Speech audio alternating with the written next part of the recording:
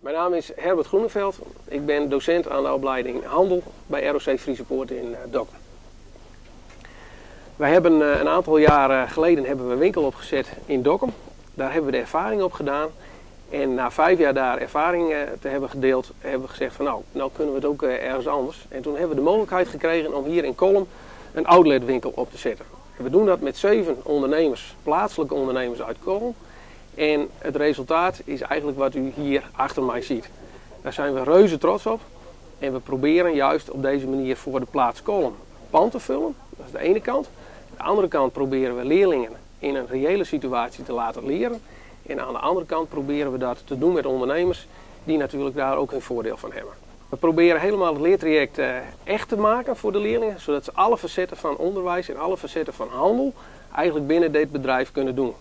U moet zich voorstellen dat men normaal gesproken reclame maakt op een school. Dan maakt men een flyer, een docent beoordeelt dat en vervolgens wordt daar een cijfer op gegeven. Nu doen we eigenlijk exact hetzelfde, alleen wordt deze flyer ook feitelijk uitgegeven. Dus consumenten zien dit en ze hebben daar een reactie op en dat is juist wat het echt maakt. Ze doen allemaal van deze praktijksituaties allemaal echt en feitelijk. We mogen ontzettend trots zijn op het feit dat we nu op dit moment 3 van dit soort winkels hebben. En je ziet ook dat het zich uitbreidt, dat er heel veel interesse is vanuit andere delen van Nederland, maar ook vanuit het buitenland. Dus we mogen wel spreken van een succesvolle formule waarbij we het begrip kunnen laten zien bij de bedrijven. Zodat die zien van wat houdt het leren nou eigenlijk in en de leerlingen kunnen zien wat houdt het bedrijfsleven nou in.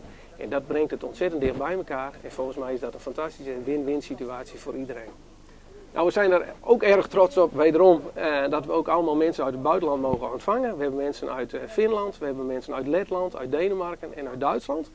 Ze hebben allemaal interesse getoond in hoe zet je nou een studentenwinkel op en hoe doe je dat echt.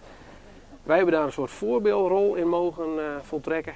En zij zijn hier om te kijken van hoe hebben we dat nou gedaan, tegen welke problemen zijn we tegenaan gelopen en hoe hebben we dat uiteindelijk allemaal opgelost.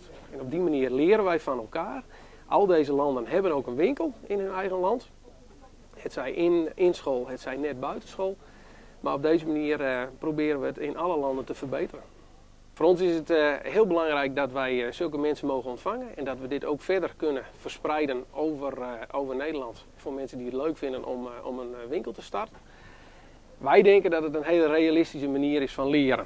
Het doel van deze winkel is dat we leerlingen realistisch willen laten leren.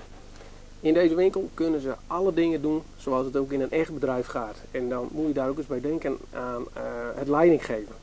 In welk bedrijf mag je leiding geven? Hier kun je leiding geven aan je medeleerlingen. Je doet de hele financiële administratie, de totale verkoop en alle activiteiten die horen bij detailhandel. Wij denken dat het heel belangrijk is dat wij zulke soort projecten hebben en dat het heel belangrijk is dat wij zoveel mogelijk mensen dit kunnen vertellen. Het is een realistische manier van leren.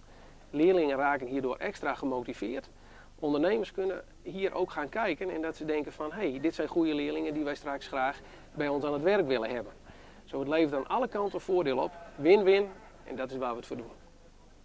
De succesformule eigenlijk van deze zaak en van dit project is dat wij een fantastisch samenwerkingsverband hebben met de 7 ondernemers die deelnemen in het project.